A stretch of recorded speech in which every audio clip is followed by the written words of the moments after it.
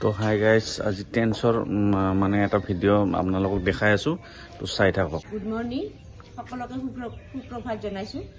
মই আজি এটা ভিডিঅ' দেখাব ওলাইছোঁ আপোনালোকক।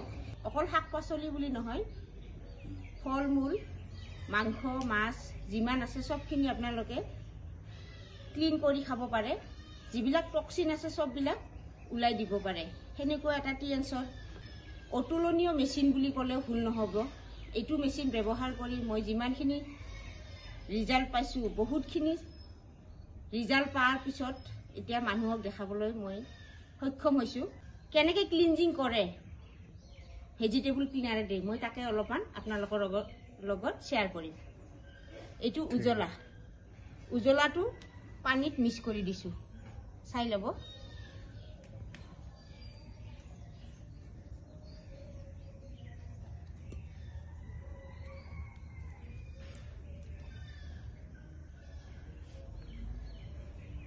এইটো মেচিনটো কাৰেণ্ট দিয়া আছে না? হয় হয়, এইটো কাৰেণ্ট দিয়া আছে। কাৰেণ্টতে গোটেইখিনি হয়। উজলা দি পানীখিনি নীলা কৰি দিছোঁ। এইখিনি পানী মেচিনত কেনেকৈ শাক পাচলিবিলাক টক্সিনবিলাক বাহিৰ কৰে সেনেকুৱাকৈ মই উজলাই দি এইটো ডেমোটো দেখাইছোঁ, আপোনালোকে চাই ল'ব। এইটো পূৰা নীল দিয়া পানী, ইয়াতে মেচিনটো দিছোঁ।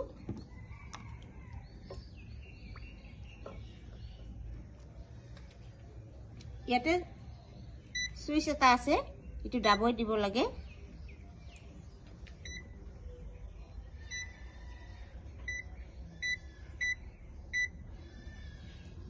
হৈ আছে এতিয়া? হয়, এতিয়া হৈ আছে। উজলা দিয়া পানীখিনি নীলা হৈছিল। এতিয়া টক্সিনবিলাক নেদেখাকে হাৱাতে উৰাই যাব। এনেকুৱাকৈ শাক পাচলিবিলাক যিমান টক্সিন আছে চববিলাক বাহিৰ কৰি দিয়ে। মাছ, মাংস। এইটো কিমান মিনিট লাগিব? এইটো 10 মিনিট।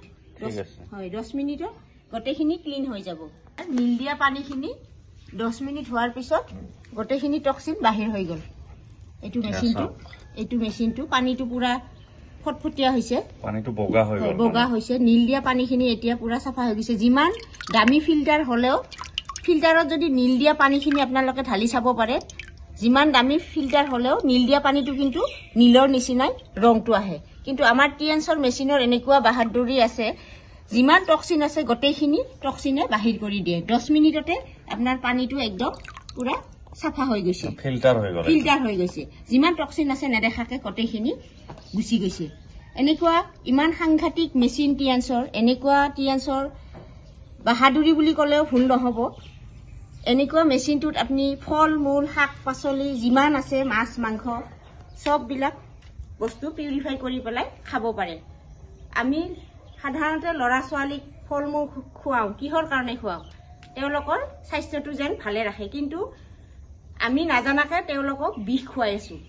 যেন এইবিলাক বস্তুবিলাক মানুহবিলাকে চাই ব্যৱহাৰ কৰি ল'ৰা ছোৱালীখিনি সুস্থ শৰীৰে ৰাখে।